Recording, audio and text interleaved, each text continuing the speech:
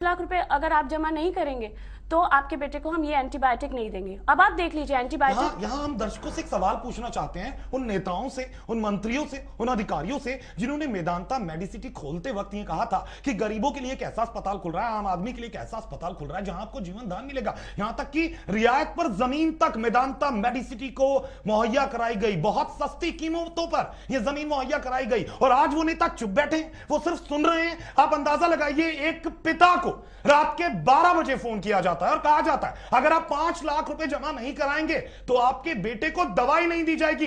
ये डॉक्टर है या कसाई है? ये क्या करना चाहते हैं? या कोई किसी तरह की दुकान चलाते हैं? एक दुकानदार भी अगर भूखा मर रहा हो बच्चा, उसे अपनी दुकान से सामान उठाकर दे देता है। लेकिन इस डॉक्टर ने रात के 12 बजे एक पिता को फोन करके कहते हैं पहले 5 लाख जमा कराइए तब दवाई मिलेगी। अब तो जागना पड़ेगा नेताजी आपको, अब तो हरियाणा सरकार को जागना पड़ेगा कि क्या किया जा रहा है एक आम आदमी के साथ, एक इंसान की जान के साथ खिलवाड़ किया जा रहा है। रात के 12 बजे मिनी जी, रात के 12 बजे 5 लाख की मांग, फिर आपने क्या किया?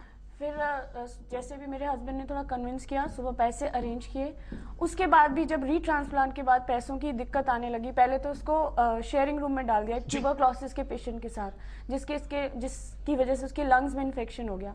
और लास्ट में तो डॉक्टर नीलम मोहन इतनी गंदी लैंग्वेज यूज करती थी कि अगर पैसा नहीं था तो आपने क्यों नहीं मरने दिया, क्यों कराया ऑपरेशन, ऐसे बोलती थी हमसे। ये बात सुन के ऐसा लगता है कि जिगर कहें कि सीना कट जाता है। एक मां जिसका बेटा नीचे बेड पर पड़ा है, उसे कहा जाता है कि अगर पैसे नहीं है तो क्यों ऑपरेशन कराया, मरने दिया जाता। अब भी जाग नहीं रही है सरकार और अभी भी कोई कार्रवाई नहीं हो रही है। क्यों जवाब नहीं दे रहे हैं? क्यों आखिर इतना बड़ा हॉस्पिटल बनवाया गया उस जमीन पर जो करोड़ों की थी और सस्ते दामों पर दे दी गई, लेकिन कोई सामने आने को तैयार नहीं। सब चुप बैठे हैं क्योंकि सबकी जेब में पैसा जो जा रहा है, एक दुकानदारी बनाकर रख दी है डॉक्टरी पेशे को। यहां मां की आंखों से आंसू अक्सर झलक आते हैं, लेकिन एक पिता भी रो रहा है। मिनी जी, यहां अगर हम बात करें उस वक्त आप पे क्या बीत रही होगी? बेटा एक तरफ पड़ा है, पिता रो रहा है और पैसों के लिए इस तरह की बातें आपको सुननी पड़ रही।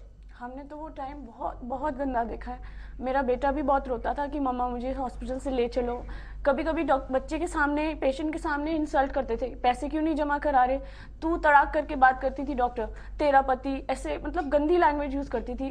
एक दिन मैं बहुत रोई भी, मैंने कहा मैम आप चिंता मत करो, मेरे हस्बैंड आ जाएंगे और पैसे जमा हो जाएंगे।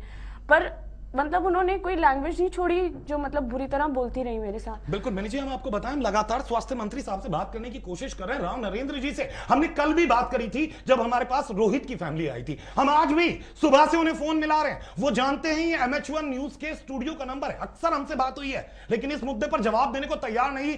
क्यों मंत्री जी? कमरे में छुपे रहने से या एसी कमरे में बैठ के सिर्फ टीवी पर यह हकीकत देखने से इस देश का भला नहीं होगा। आपको लोगों ने चुनकर भेजा है, आपको उनका जवाब देना होगा। एक मां के आंसुओं का जवाब देना होगा, एक पिता के दर्द का जवाब देना होगा, एक 6 साल के मासूम बच्ची के पिता के दर्द का जवाब देना होगा कि आखिर क्यों मेदांता मेडिसिटी में ये हकीकतें चल रही हैं। क्यों कोई जवाब देने को तैयार नहीं होता? हम कहते हैं क्यों कोई सामने नहीं आ रहा है? हम लगातार ये खबर दिखा रहे हैं। अगर कोई बहुत बड़े आदमी के बेटे को भी कुछ हो जाता है वो भी रोता है, आम आदमी के बेटे को होता है वो भी रोता है। मंत्री जी, कल ये आपके ऊपर भी बीत सकता है, आपको भी रोना पड़ सकता है। आज आप किसी के लिए सामने नहीं आ रहे हैं, कल शायद भगवान आपको माफ नहीं करेगा, आपको दुनिया, जनता माफ नहीं करेगी जिन्होंने आपको चुनकर भेजा है। यहां मिनी जी, अगर हम बात करें, आपने इसके बाद डॉक्टरों से तो बात की होगी कि इतना पैसा हम दे चुके हैं, मेरा बेटा इतना परेशान है, वो तड़प रहा है बेड पे पड़ा हुआ, कोई नहीं आता था मिलने। वो ये कहती थी कि जो मेडिसिन है वो मेरी पॉकेट से थोड़ी आती है, वो तो आपको पे करना ही है। और हमने कई बार कहा कि आप स्टार्टिंग में बताते कि इतना पैसा लगेगा, और इतना ज्यादा जरूरी भी नहीं था। मेरा बेटा अभी इतने क्रिटिकल पोजीशन में नहीं था कि उसका अभी ट्रांसप्लांट किया ही जाए।